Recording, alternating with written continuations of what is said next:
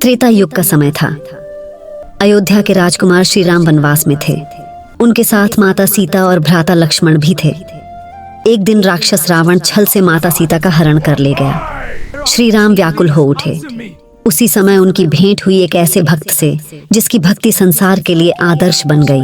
वह थे पवन पुत्र हनुमान। पहली बार जब हनुमान जी ने श्री राम को देखा तो उनके हृदय में अद्भुत प्रेम उमड़ पड़ा। उन्होंने साधु के वेश में आकर विनम्रता से पूछा, प्रभु, आप कौन हैं जिनके तेज से यह वन आलोकित हो रहा है? श्री राम ने मुस्कुराकर उत्तर दिया।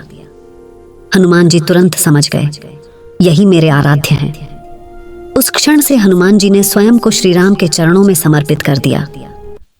जब सीता माता का पता लगाना कठिन हो गया, तब हनुमान जी ने समुद्र पार करने का निश्चय किया। सब वानर सेना संकोच में थी, पर हनुमान जी के मन में केवल एक ही नाम था, राम। उन्होंने पर्वत की चोटी पर चढ़कर आंखें बंद की और कहा, जय श्री राम।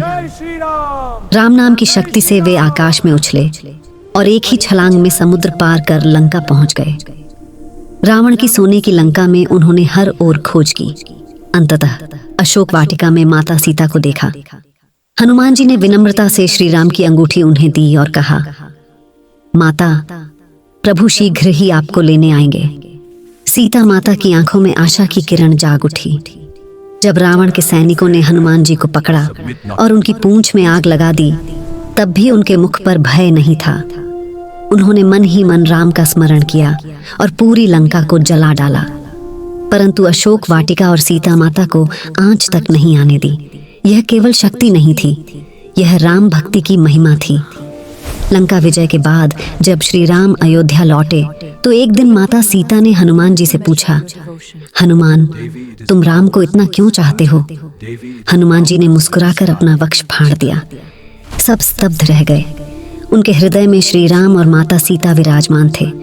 उन्होंने कहा, प्रभु मेरे हृदय में नहीं है, मेरा हृदय ही प्रभु है। श्री राम की आंखें भी भर आईं। उन्होंने हनुमान को गले लगा लिया।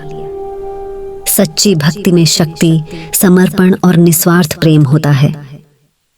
हनुमान जी हमें सिखाते हैं कि जब जीवन में केवल एक ही लक्ष्य हो, प्रभु की सेवा, तब असंभव भी संभव हो जाता है। जहां राम है वहां हनुमान है, और जहां हनुमान है वहां साहस और विजय है।